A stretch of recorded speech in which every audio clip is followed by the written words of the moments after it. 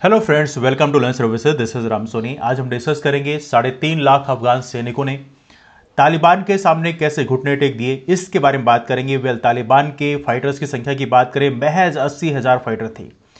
कई गुना अफगान सैनिक थे इनके पास। अफगान सैनिकों की बात करें, इनके पास वेल इक्विप्ड वेपन थे, काफ़ी हाई क्वालिटी के इनके पास हथियार थे। इसके बावजूद भी तालिबान के फाइटर से क्यों हार मान लिए, ज़रा इसके बारे में बात करेंगे। लेकिन स्टार्ट करने के पहले यदि आप हमारे चैनल को सपोर्ट करना चाहते हैं तो आप चैनल को सब्सक्राइब जरूर कर लें। और हाँ, यदि आप फर्दर सपोर्ट करना चाहते हैं तो ज्वाइन बटन क्लिक करके भी हमें सपोर्ट प्रोवाइड कर सकते हैं। वीडियो पसंद आया तो लाइक जरूर कर दीजिएगा। अब यदि हम देखें एज ऑफ नो, अफगानिस्तान में जो मैप है अफगानिस्तान का, उसमें यदि आप देखें तो मेजॉरिटी ऑफ द रीजन, सारा का सारा रीजन जो है तालिबान में हो चुका है। तालिबान ने पूरी जगह कब्जा कर लिया है। कुछ दो चार रीजन ऐसे हैं जो कंटेस्टेड हैं, जहां पर बेसिकली हल्का इशू है, लेकिन मोस्टली जो रीजन है, स्पेशली इवेंटली काबुल की यदि हम बात करें, काबुल ही भी बेसिकली इस समय तालिबान के कब्जे में है। तो ये प्रेजेंट कंडीशन है ना। यहाँ पे जो कंसर्न होता है वो ये है, थोड़ी बैकग्राउंड यदि हम चेक करें इस समय की कंडीशन क्या चल रही है। कंडीशन ये है कि अशरफ घानी, जो कि इस समय यूएस बैक्ड प्रेसिडेंट थे, मतलब यूएस के सपोर्ट से प्रेसिडेंट थे अफगानिस्तान के, इन्होंने बेसिकली अपनी जगह खाली कर दी है, अफगानिस्तान से भाग गए हैं। भागने का रीजन ये बताया है, इन्होंने बुलाया कि नहीं, हम ब्लड से नहीं चाहते, मतलब हम किसी तरह से खून खराबा नहीं चाहते, हम यहां पे शांति चाहते हैं। और ये रीजन है इनके बाहर जाने का। ये और इनके जो वाइस प्रेसिडेंट हैं, इनका नाम है अमरुल्ला सलेह, ये दोनों ही बेसिकली तजिकिस्तान चले गए हैं। हालांकि कई सारे इशूज हैं कि शायद बोल रहे हैं अशरफ घानी शायद अमेरिका भी जा सकते हैं। नाउ यहाँ पे एक बड़ा इंपॉर्टेंट कंसर्न ये होता है कि अमरुल्ला सलेह अभी हाल ही में, जो कि यहाँ पे वाइस प्रेसिडेंट थे, इन्होंने डिक्लेयर कर दिया है कि मैं बनूंगा अफगानिस्तान का नया राष्ट्रपति। चूंकि अशरफ घानी ने रिजाइन कर दिया है, इसलिए बाई प्रोटोकॉल अमरुल्ला सलेह ने बोला है कि हम बनेंगे अफगानिस्तान के नए राष्ट्रपति। हालांकि यहाँ पर अमरुल्ला सलेह इस समय ऐसा बताया जा रहा है कि इस समय अफगानिस्तान में नहीं है, लेकिन फिर भी इन्होंने बेसिकली अपनी अफगानिस्तान की जो फोर्स उसको सपोर्ट किया है। एनीवे, उसके बारे में हम एक अलग डिस्कशन करेंगे ना। यहां पे देखा जाए तो एज ऑफ नाउ तालिबान के बहुत सारे स्पोक्स पर्सन इस समय दोहा में बैठे हुए हैं और वहां पे दुनिया को अपना मैसेज देने की कोशिश कर रहे हैं। अब यहां पे एक बड़ा मामला यह है कि तालिबान के बारे में तो हम बात करेंगे कि इस बार उन्होंने क्या स्ट्रेटजी अपनाई, जिसके चलते उन्होंने बहुत ही जल्दी अफगानिस्तान की सारी फोर्स को कैप्चर कर लिया, अफगानिस्तान का सारा प्लेस कैप्चर कर लिया। लेकिन 1990 के टाइम में जब तालिबान का उदय हुआ था, आपको पता होना चाहिए, जब तालिबान का उदय हुआ था उस समय बेसिकली वो रसिया के खिलाफ उदय हुआ था। बेसिकली जब रसिया ने बेसिकली अफगानिस्तान के रीजन में अटैक किया था तो वहां पर मुजाहिदीन का उदय हुआ था। मुजाहिदीन को बेसिकली उस समय यूएस का सपोर्ट था और बेसिकली तालिबान उसी का रिफ्लेक्शन है। तो तालिबान की बात करें, तालिबान उस समय काफी अग्रेसिव हुआ करता था, लेकिन इस समय क्या है, तालिबान कहना यह है कि हम लोग यहां पर रिवेंज नहीं लेना चाहते। जो भी अफगानिस्तान में जो गवर्नमेंट चल रही थी अशरफ घनी की, जो भी उनके प्रति लॉयल थे, उनसे हम किसी भी तरह से रिवेंज नहीं लेना चाहते हैं। बट उनको एक मैसेज किया कि आप किसी भी तरह से पैनिक में ना हो, बस आप ये है कि आप अपने हथियार डाल दें, आप गिव अप कर दें, आप हमारा सपोर्ट करें, तो हम आपसे कोई रिवेंज लेने के मूड में नहीं है। अब यहां पे देखा जाए तो यहां पे डेफिनेटली कॉन्फिडेंस डेवलप करता है और इसके चलते देखा जाए तो ये कहीं ना कहीं बहुत सारे लोगों ने इनको सपोर्ट कर दिया। और बहुत सारे लोग कहना ये, जैसे सपोज करिए मान लीजिए किसी की फैमिली है, कोई आर्मी में कोई ऑफिसर है, अब उसको तो यहाँ पे अफगानिस्तान गवर्नमेंट ने प्रॉपर सपोर्ट नहीं किया, तो इनको ये बोल रहे हैं, ब्लैकमेल कर रहे हैं कि हाँ भैया, आपकी जो फैमिली के ये मेंबर्स हैं, अब इस फैमिली के मेंबर्स को हम किसी भी तरह से डैमेज नहीं करेंगे यदि आप अपनी पोस्ट से रिजाइन दे देते हो, है ना। तो ये बेसिकली इसके चलते बहुत सारे अफगानिस्तान की जो फोर्सेज हैं उन्होंने बेसिकली डेजर्ट कर दिया अपनी फोर्सेज को। तो ये प्रकार से ये साइकोलॉजिकल वॉर भी था, मतलब यहाँ पे आपके जो साइकोलॉजिकल है, साइक है, उसमें भी यहाँ पर इन्होंने वहां पर भी ट्राई किया ना। देखा जाए तो यहाँ पे बहुत सारे जो लोग हैं, थाउजेंड्स ऑफ लोग हैं, बहुत सारे लोग जिनको तालिबान से जो डरे हुए थे, वो अफगानिस्तान से जो ईरान है, तजिकिस्तान है, टर्की है, आसपास के रीजन में जो भाग रहे थे, तो वहां पे इवनली बहुत सारे जो कुछ मिनिस्टर्स हैं वो भारत में भी सरेंडर मांग रहे हैं कि यहाँ पे सरेंडर मिल जाए। तो यहाँ पे ये है कि तालिबान उन सभी को कन्विंस करने की कोशिश कर रहा है कि हम किसी भी तरह से, हम ऐसा नहीं है कि हम अग्रेशन दिखाएंगे, हम पीसफुल डेवलपमेंट चाहते हैं। हालांकि तालिबान बोल रहा है, एक्चुअल में क्या करेगा वो एक अलग मामला है, क्योंकि तालिबान एक मिलिटेंट ऑर्गेनाइजेशन है और जब किसी के हाथ में बंदूक हो और बंदूक को वो हवा में फायर कर रहा हो तो वहां पे उस पर विश्वास करना बड़ा मुश्किल होता है। मतलब कुल मिला के ये है कि शेर जो है आपके सामने खड़ा है और यहां पे हिरन को बोल रहा है कि आप टेंशन मत लो, हम आपको नहीं खाएंगे। अब भैया शेर की जो फितरत है वो हिरन को खाने की है। अब यहां पे तालिबान पे विश्वास कैसे किया जाए, लेकिन फिर भी तालिबान यहां पे लोगों को कन्विंस करने की कोशिश कर रहा है कि यहां पे जो रिजीम होगी उनकी वो रूल बेस्ड होगी और यहां पे हम जो नेशन से आसपास के उनसे रिकॉग्निशन ही मांगेंगे, मतलब प्रॉपर डायलॉग करके, बातचीत करके।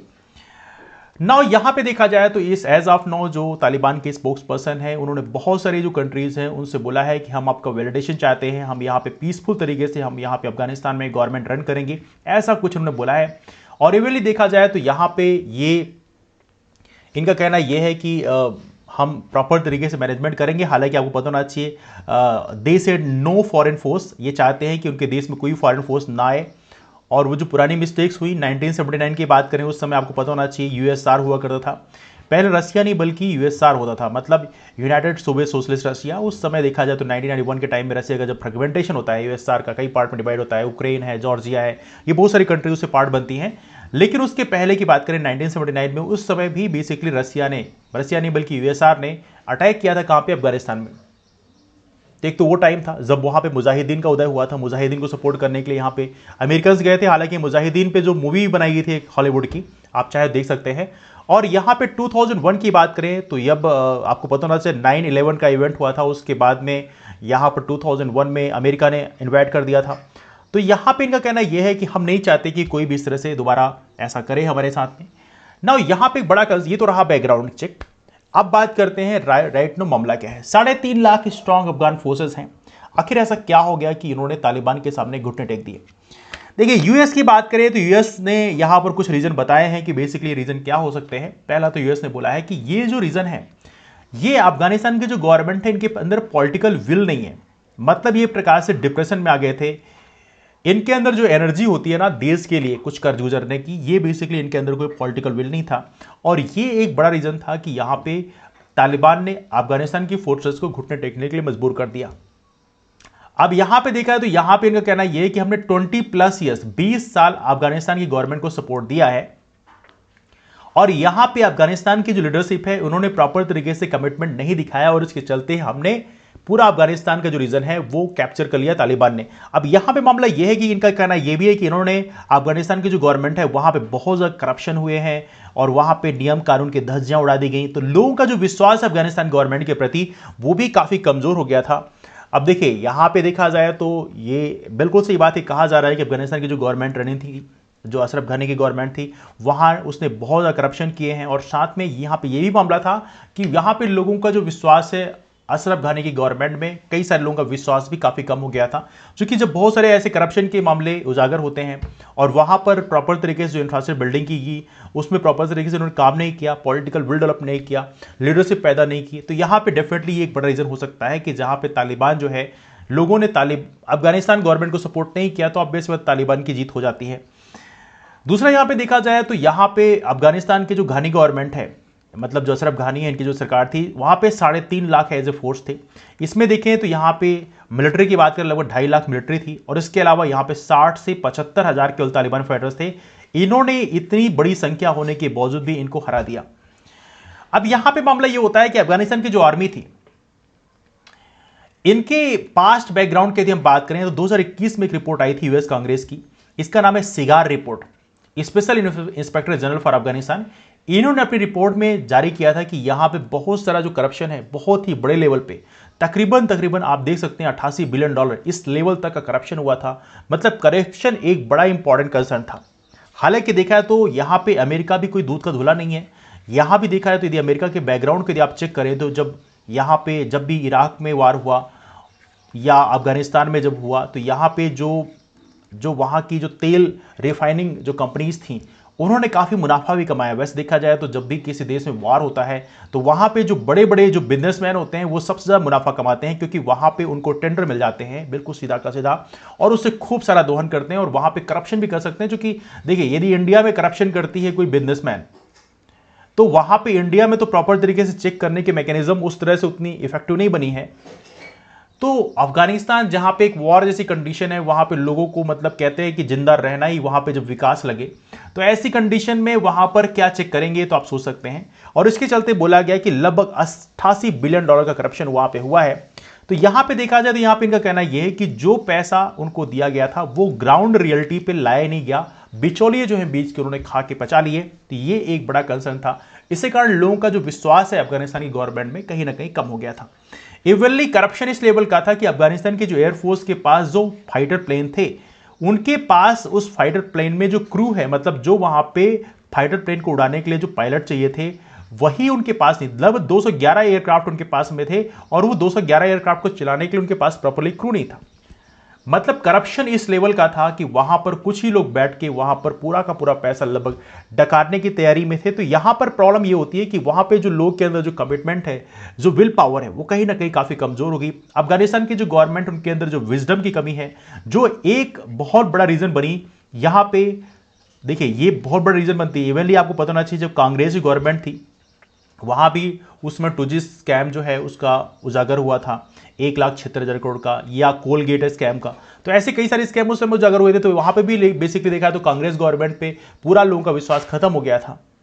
तो यहां पर यह मामला होता है कि जब कोई भी इस तरह से करप्शन उजागर होता है तो वहां पे लोगों का जो विश्वास है, लोगों को लगता है कि हमारा जो बॉस है वही करप्ट है, वही हमारे लिए चिंतित नहीं है। तो वहां पे फिर लोग जो है ज्यादा उसमें कंसर्न नहीं होते हैं, उस गवर्नमेंट के प्रति ज्यादा कमिटमेंट नहीं दिखाते। इसलिए जो रनिंग गवर्नमेंट होती है उसको ये इंश्योर करना जरूरी होता है कि वो अपने अंदर विजडम पैदा करके रखें। बहुत ही महत्वपूर्ण है, दैट्स वेरी इंपॉर्टेंट।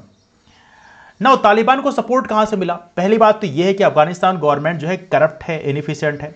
तो एक तो यही बड़ा सपोर्ट इनको मिल गया कि लोग जो हैं चाहते थे कि हाँ अफगानिस्तान गवर्नमेंट पे, देखिए यदि किसी से आपको प्यार नहीं है, यदि अफगानिस्तान गवर्नमेंट से अफगानी लोगों को प्यार बहुत ज्यादा नहीं था, तो यही अपने आप में तालिबान को एक सपोर्ट मिल जाता है। और दूसरा देखा जाए तो यहां पे जो वहां की जो ट्राइबल पॉपुलेशन है या जो वहां पे रूरल पॉपुलेशन था, उनका एक प्रकार से लॉयल्टीज मिल गई किसको? तालिबान को। तालिबान की बात करें, एक और बड़ा इंपॉर्टेंट मुद्दा है, तालिबान उनके जो सपोर्टर्स थे वो आमतौर पर अफगानिस्तान के जो मदरसा है वो कंट्रोल करते थे। देखिए अफगानिस्तान में जो स्कूल एजुकेशन था वहां पे तो चलो ठीक है, वहां पे जो रियल एजुकेशन चल रहा था, लेकिन जो वहां पे जो मदरसाज हैं वहां पे मोस्टली जो तालिबान और उनके सपोर्टर्स का ही यहां पर एक प्रकार से कंट्रोल चल रहा था, और अमेरिकन प्रेजेंस होने के बावजूद भी। और इसके चलते देखा जाए तो यहां पे ये भी एक बड़ा रीजन बना कि वहां पे उन्होंने ग्राउंड लेवल पे अपना जो एजुकेशन सिस्टम पहुंचाया, तो वो भी एक प्रकार से उन्हें सपोर्ट प्रोवाइड करता है। और दूसरी बात यह है, उन्होंने प्रॉपर तरीके से, तालिबान ने प्रॉपर ग्राउंड भी तैयार कर रखा था। उन्होंने कहा कि लोगों को कि हाँ चलो ठीक है, हम जो है करप्शन यहां पर एंड करेंगे। अफगानी लोगों को दिलासा भी दिलाया कि हमारी जब रेजीम आएगी, हमारी जब सरकार बनेगी, हम जब यहाँ पे चलाएंगे अफगानिस्तान को, तो हम अपने टाइम में करप्शन नहीं करेंगे। तो ये भी एक प्रॉमिस था, ये भी एक बड़ा रीजन बन गया। अगला पॉइंट यहां पर यह है कि एज ऑफ नाउ देखा जाए तो बहुत सारी कंट्रीज तालिबान को क्रिटिसाइज कर रही हैं, लेकिन देखा जाए तो यह भी एक तालिबान की जीत का एक बड़ा वजह बनी कि अफगानिस्तान को सपोर्ट करने के लिए किसी ने भी प्रॉपर तरीके से यहां पर अपने फाइटर्स को या आर्मी को नहीं भेजा। तो यह भी बड़ी वजह बन गई। अब जब आप फाइट कर रहे हो अफगानिस्तान की जो फोर्सेस हैं, देखिए यहां पर एक बड़ी बात कहते हैं ना कि आप लोग सोचते होंगे कि हाँ मेरे को सपोर्ट करने वाले लोग होने चाहिए, लेकिन कई बार क्या होता है, अफगानिस्तान की जो गवर्नमेंट है या अफगानिस्तान की जो आर्मी थी वो बेसिकली एज ए छत्र छाया में, अमेरिका की छत्र छाया में फल फूल रही थी। और कहते भी हैं जो पेड़ छाया में खिलते हैं, जो पेड़ छाया में खिलते हैं बहुत बड़े नहीं हो पाते, और जब उनको असल धूप लगती है ना तो मुरझा जाते हैं। और यही चीज बेसिकली अफगानिस्तान की जो गवर्नमेंट है और अफगानिस्तान की जो आर्मी है उसके साथ भी यही हुआ होगा, क्योंकि बेसिकली वो अमेरिका की छत्र छाया में थे, और जब छाया में पेड़ खिलेगा उसके ऊपर धूप लगेगी तो मुरझा जाएगा। और वही मामला बेसिकली वहां पे हुआ। उनके अंदर जो इंडिपेंडेंट लीडरशिप पैदा होनी चाहिए थी, वो लीडरशिप भी कहीं ना कहीं कमी पाएगी। अब तालिबान की बात करें, एक तरफ अफगानिस्तान गवर्नमेंट को सपोर्ट कर सभी ने सपोर्ट हटा लिया। तालिबान की बात करें, तालिबान को यहां बहुत सारी कंट्री सपोर्ट करें, जैसे पाकिस्तान की बात करें, सऊदी अरब है, यूएई है, कतर है, ये सारी country basically as of now देखा जाए तो यहां पर इनको सपोर्ट भी प्रोवाइड कर रही थी। बहुत सारे इस्लामिक नेशंस जो हैं, हालांकि देखा जाए तो वहां पर उन्होंने क्रिटिसाइज भी प्रॉपर्ली तालिबान को नहीं किया, तो यही अपने आप एक बड़ा सपोर्ट बन जाता है। और पाकिस्तान की आर्मी की बात करें, इसका नाम है पाकिस्तान की आर्मी की जो आईएसआई है, इंटर स्टेट इंटेलिजेंस, इनकी बात करें, इन्होंने प्रॉपर तरीके से फंडिंग कैसे देना है तालिबान को उसको भी प्रॉपर चैनलाइज किया। और इसके चलते मिलियंस ऑफ द डॉलर जो है इलीगल ट्रेड ऑफ ओपियम का इलीगल ट्रेड करके भी इनको कमाई हुई तालिबान की। तो इस प्रकार से तालिबान का जो ड्रग ट्रेड है उसने भी उनको काफी ज्यादा सपोर्ट प्रोवाइड किया फाइनेंशियल तरीके से, क्योंकि जब कोई ऑर्गेनाइजेशन आप चलाते हैं तो आपको फाइनेंशियल सपोर्ट मिलना होता है। तो ये चीजें भी कहीं ना कहीं तालिबान को काफी सपोर्ट करती है। देखिए यहां पर एक बड़ा पॉइंट ये भी है, यदि कोई ये बोले कि तालिबान जो है ये बहुत ही ज्यादा प्रो है मुस्लिम्स के सपोर्ट के लिए, तो बेसिकली ऐसा है नहीं। क्यों? बिकॉज देखा जाए तो यदि हम बात करें, चाइना की बात करें, चाइना का तालिबान का इस समय लग रहा है कनेक्शन काफी नजदीक हो रहा है। चाइना इस समय तालिबान को सपोर्ट भी कर रही है कि हाँ तालिबान से हम बातचीत कर रहे हैं, we are here to build the relation with Taliban. लेकिन चाइना की खुद की बात करें तो जो उइगुर मुस्लिम्स हैं उनके साथ चाइना ने कितना दर्दनाक व्यवहार किया है ये सारी दुनिया को पता है। तो यहां पे भी तालिबान की एक प्रकार से हिपोक्रेसी आप कह सकते हैं कि तालिबान भी यहां पर एक प्रकार से क्या है, हिपोक्रेट है। उसको भी बेसिकली बहुत ज़्यादा उससे मतलब नहीं है कि किसी पर्टिकुलर कम्युनिटी का बहुत ज़्यादा विकास हो, उसका भी मतलब यही है कि यहां पर उसको एक पावर मिल जाए। तो ऐसा नहीं कि तालिबान के अंदर भी यहां पर एक विल है, विजडम है कि वो मुस्लिम्स के जो राइट्स है उसके लिए बहुत ज़्यादा कंसर्न है। यदि ऐसा कंसर्न होता तो वहां पर इवनली यदि हम बात करें पाकिस्तान की बात करें, पाकिस्तान कई बार यहां पे मुस्लिम्स के अधिकार की बात करता है, लेकिन पाकिस्तान के अंदर भी बहुत ही ज़्यादा हिपोक्रेसी है। इनका भी ये भी चाइना में जो उइघुर मुस्लिम्स हैं उनके लिए ये एक आवाज़ नहीं निकालते। तो कहीं ना कहीं देखा जाए तो यहां पर यदि आप किसी को ये लगता होगा कि ये पर्टिकुलर जो कम्युनिटीज़ है, ये पर्टिकुलर जो कंट्री है, ये लीडर जो हैं ये बेसिकली इस कम्युनिटी के लिए कंसर्न है, ऐसा नहीं है। बेसिकली बहुत सारी जो जनता है उसको बेवकूफ़ बनाया जा रहा है, जनता को ही बेसिकली बेवकूफ़ बनाया जा रहा है। और जनता बेसिकली किसी भी कंट्री की इतनी खराब नहीं होती, लेकिन वहां का जो पॉलिटिकल लीडर होता है ना, वो कई बार अपनी सत्ता को पाने के लिए मैनिपुलेशन गजब का करता है। वो जो बोलता है वो करता नहीं, जो करता है वो बोलता नहीं। तो कहीं ना कहीं इससे नुकसान जो है आम जनता का होता है, और यही चीज़ यहां भी देखने के लिए मिल रही है। नाउ यदि हम बात करें तालिबान यदि कब्जा चूंकि कर चुका है, इसका भारत पर क्या असर होगा, हालांकि इस पर मैंने एक सेपरेट वीडियो बनाया है, लेकिन एक हल्का सा नजर डालते हैं। ये रहा हमारे इंडिया का लोकेशन, ये रहा अफगानिस्तान का लोकेशन। यदि आप देखें अफगानिस्तान में as of no major region में यहाँ पे ऑलरेडी तालिबान ने कब्जा कर लिया है। हेरात हो, चाहे आपका कंधार हो या काबुल हो, इन सभी रीजन में बेसिकली तालिबान ने कब्जा कर रखा है। तालिबान का जो प्रेजेंस है किस तरह से बढ़ता गया तो आप लोगों को देखा ही होगा, you have seen that thing ना। यदि बात करें तालिबान का इंपैक्ट भारत में क्या होगा, देखिए 1990 की बात करें तो यहाँ पे भारत के जो संबंध है तालिबान से बहुत अच्छे नहीं थे, खराब ही थे बेसिकली देखा जाए। लेकिन इस समय देखा है तो बात अलग है। इस समय बेसिकली तालिबान के कुछ ग्रुप ऐसे हैं जहां पे भारत का जो व्यवहार है वो बहुत ही ज्यादा अपोज नहीं कर रहा है। बिकॉज देखा जाए तो यहाँ पे एक्चुअली ग्राउंड रियलिटी ये है कि यहाँ पे तालिबान ने भी, यहाँ पर तालिबान की कुछ स्पोक्स पर्सन कहना भी ये है कि उन्होंने भारत को बेसिकली कहीं ना कहीं सराहना कर दिया। जैसे उन्होंने बोला कि हाँ भारत ने बहुत सारा अफगानिस्तान में इंफ्रास्ट्रक्चर बिल्डिंग के लिए पैसे खर्च किए, जैसे पार्लियामेंट वहाँ की भारत ने बना के दिया है, वहाँ पे जो डैम है बहुत भारत ने बना के दिया, स्कूल कॉलेज हैं कई सारे भारत ने बना के दिया। तो उन्होंने बेसिकली सराहना कर दिया। और भारत ने कोई 1-2 रुपये पैसे खर्च नहीं किया है, $2 बिलियन पैसे खर्च किए। सोचिए इतना बड़ा अमाउंट, मतलब कहने का मतलब ये घर में कंगाली हो लेकिन हम विदेश में पैसे खर्च कर रहे हो। हालांकि ये भी हो सकता है जियो पॉलिटिक्स का भी अपना एक अलग इंपॉर्टेंस होता है, तो उसके चलते पैसे खर्च किए गए हों।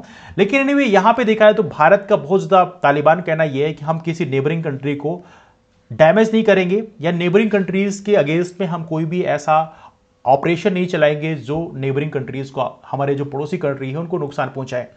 हालांकि इसके बावजूद भी भारत ने 4 काउंसुलेट्स अपने बंद कर दिए हैं और जो भी स्टाफ हैं उनको प्रॉपरली बुला लिया है काबुल से। अब यहाँ पे देखें तो भारत की जो कंडीशन है वो वेट एंड वॉच की कंडीशन में, मतलब हम जो हैं अभी श्योर नहीं है कि हमें तालिबान को सपोर्ट करना चाहिए या अफगानिस्तान गवर्नमेंट को सपोर्ट करना चाहिए। तो ये बेसिकली एक कंसर्न है इस समय, तो हम वेट एंड वॉच की कंडीशन में है। लेकिन तालिबान के यदि पास्ट की बात करें तो तालिबान का जो पास्ट है तो उसकी बात करें तो ये भारत के लिए बहुत बड़ा कंसर्न क्रिएट करता है, क्योंकि पाकिस्तान का जो ISI है वो बेसिकली तालिबान का फ्रेंड, फिलोसफर और गाइड के रूप में काम किया है। तो कहीं ना कहीं ये अपने आप में एक बड़ा कंसर्न है। और दूसरी बात करें, बहुत सारे पाकिस्तान के जो टेररिस्ट आउटफिट हैं जैसे लश्कर-ए-तैयबा है, जैश-ए-मोहम्मद है, ये सारे के सारे जो हैं ये कहीं ना कहीं तालिबान को सपोर्ट प्रोवाइड करते हैं। तो यही अपने आप में भारत के लिए एक बड़ा कंसर्न है। तो इसलिए भारत यहाँ पे वेट एंड वॉच की कंडीशन में एज ऑफ नाउ है कि तालिबान की रिजीम कैसे होगी उसके हिसाब से हम अगला स्टेप लेंगे। लेकिन एनीवे ये अपने आप में एक बड़ा कंसर्न है कि तालिबान की रिजीम वहाँ पे बन गई है, क्योंकि बनी गई है तो डेफिनेटली ये भारत के लिए एक बहुत बड़ा पेनफुल होगा। क्योंकि भारत ने सोचा था कि अफगानिस्तान के माध्यम से हम दुनिया की जो सेंट्रल एशिया की जो कंट्रीज हैं वहाँ पर हम अपना ट्रेड मतलब व्यापार कर पाएंगे। लेकिन यदि ऐसा मामला, चूंकि तालिबान ने अफगानिस्तान में कब्जा कर लिया है, तो इसलिए हमारे जो प्लान थे कहीं ना कहीं उसमें पानी फिरता हुआ नजर आ रहा है। तो हमें डिफरेंट स्ट्रेटेजी अब फॉलो करना पड़ेगा। लेकिन देखते आने वाले कल में क्या होगा। लेकिन आपसे मैं एक क्वेश्चन पूछना चाहूंगा कि भारत को इस समय क्या करना चाहिए। एज ऑफ नाउ अफगानिस्तान के जो वाइस प्रेसिडेंट थे उन्होंने अपने आप को प्रेसिडेंट डिक्लेयर कर दिया है और वो बेसिकली भारत के सपोर्ट में पहले भी उन्होंने कई बार बात बोली है। यदि हम देखें तो आपको पता होना चाहिए कि वो बेसिकली भारत की जो रॉ एजेंसी है इसके साथ ही मिलकर भी उन्होंने काम किया था। He was working with the intelligence as well. जो वहाँ के वाइस प्रेसिडेंट थे, जिन्होंने अभी हाल ही में अपने को प्रेसिडेंट डिक्लेयर किया, क्या भारत को उन्हें सपोर्ट करना चाहिए। दूसरी कंडीशन आपके सामने है, क्या हम वेट एंड वॉच की कंडीशन में हों। वेट एंड वॉच का मतलब है देखें और बाद में हम क्या करेंगे। ये तालिबान का जो भी परफॉर्मेंस है, तालिबान की जो काम करने की शैली है, उसके हिसाब से हम डिसाइड करेंगे ये बेसिकली हमें क्या करना चाहिए। तो आप बताइए हमें इन दो में से कौन सा ऑप्शन लेना चाहिए। यदि आपके माइंड में कुछ और भी चल रहा है तो आप वो भी नीचे कमेंट करके जरूर बताएं। डिस्कशन कहीं से वाइंड अप करते हैं। पसंद आया हो वीडियो तो जरूर आप लाइक करें और साथ में अपने यार दोस्तों को भी शेयर कर दें। और चैनल को यदि आपने अब तक सब्सक्राइब नहीं किया है then do subscribe the channel and support us. मिलते हैं फिर, bye bye and take care.